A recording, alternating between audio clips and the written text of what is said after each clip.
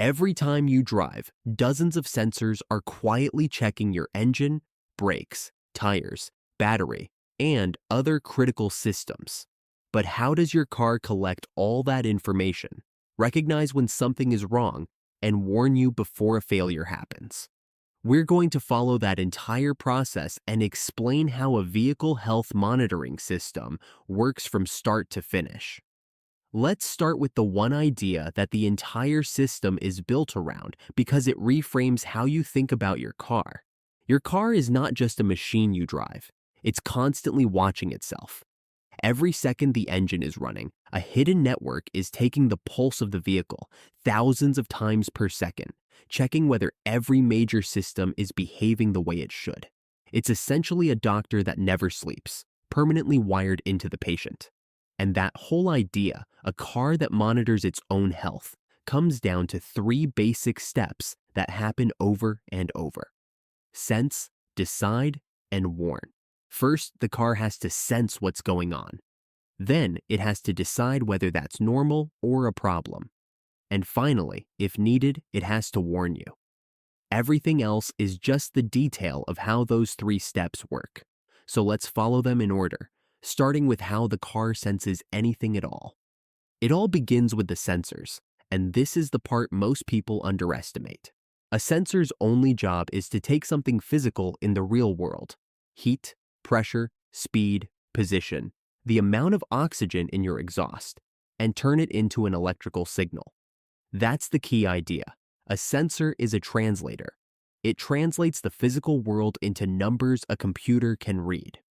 Your coolant temperature sensor turns how hot is the engine into a voltage.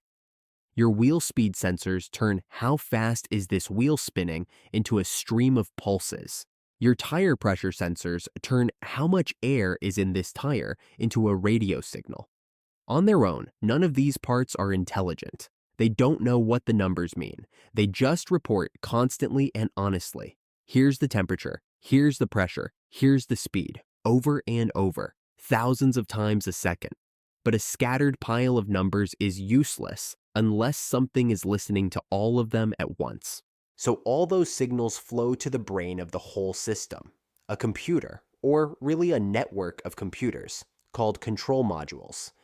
The main one is often called the ECU, the engine control unit, but a modern car has many of these little computers, one watching the engine, one watching the brakes and stability, one watching the airbags, and so on. Think of them as specialist doctors, each an expert in one part of the body, all reporting in. These modules are the decide step. They take the raw flood of numbers pouring in from the sensors, and they ask a simple question about each one: is this normal or not? And here's the clever part, the thing that makes the whole system actually intelligent instead of just a bundle of wires. How does the computer know what normal even is? The answer is that every one of these modules is programmed with a set of expected ranges, the healthy limits for every value it watches. It knows your coolant should sit in a certain temperature band. It knows how much your wheel speeds are allowed to differ before something's wrong.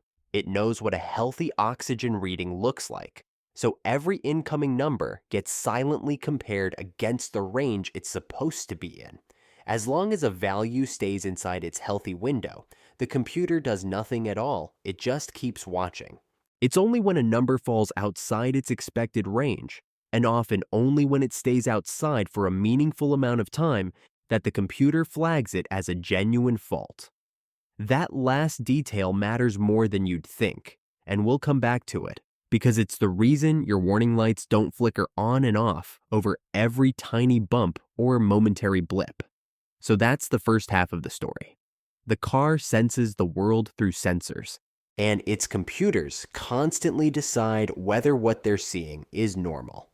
Now let's follow what happens the moment something is not normal, because this is where the system turns from a silent observer into something that actually protects you. The instant a module decides a reading is a true fault, it does two things. First, it records the problem internally by storing something called a diagnostic trouble code, a DTC. This is a standardized code, a letter followed by numbers that pinpoints exactly what went wrong and where.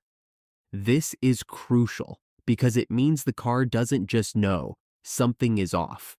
It remembers precisely which system, which sensor, which circuit, and it keeps that memory stored even after you turn the car off. That stored code is the breadcrumb a mechanic later reads to know exactly where to look instead of guessing. The second thing it does is decide how urgently to tell you, and this is more sophisticated than most people realize. Not every problem is an emergency, so the system speaks to you in a deliberate language of severity.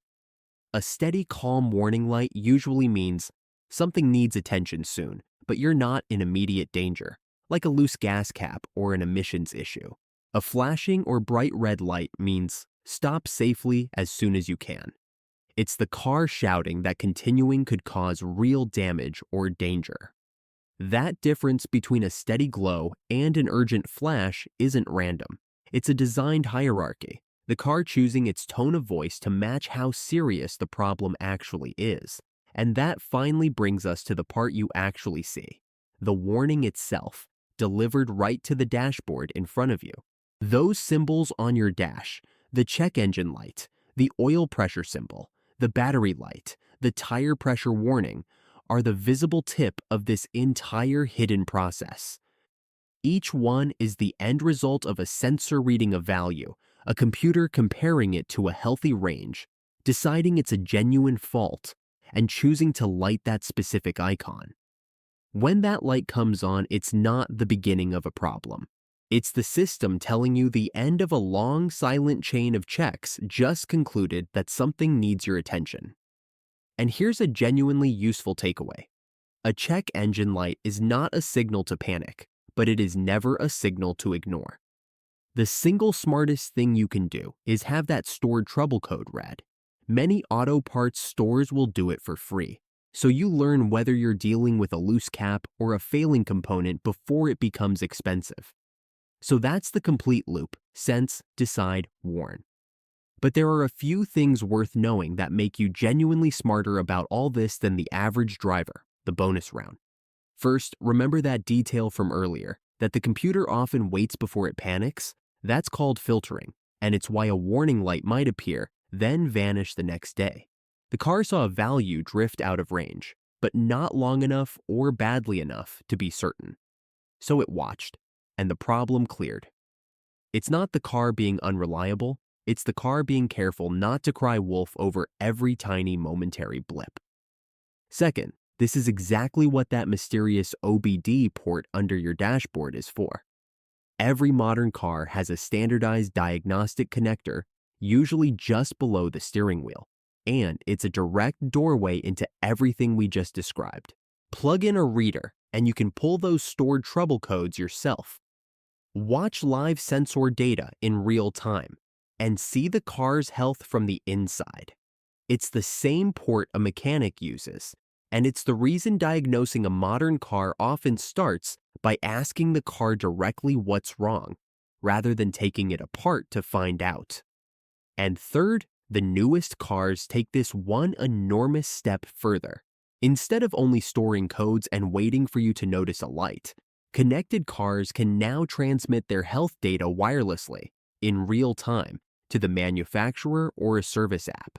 This enables predictive maintenance, spotting a pattern that suggests a part is beginning to wear out and alerting you before it actually fails. The system is evolving from a doctor that tells you when you're already sick, into one that warns you that you're about to be, which is exactly where all of this is heading. That is a complete vehicle health monitoring system. From the sensors, translating the physical world into numbers, to the computers deciding what's normal, to the trouble codes and dashboard lights that warn you, all working together every second you drive to catch a problem before it catches you. If this helped you understand how your car's health monitoring system actually works, go ahead and subscribe for more car breakdowns. Next, we can break down what specific dashboard warning lights actually mean, how the OBD port and diagnostic scanners work in detail, or how individual sensors like the oxygen sensor do their job. The more you understand what's happening under the hood, the better decisions you can make as a car owner. Thanks for watching, and we'll see you in the next one.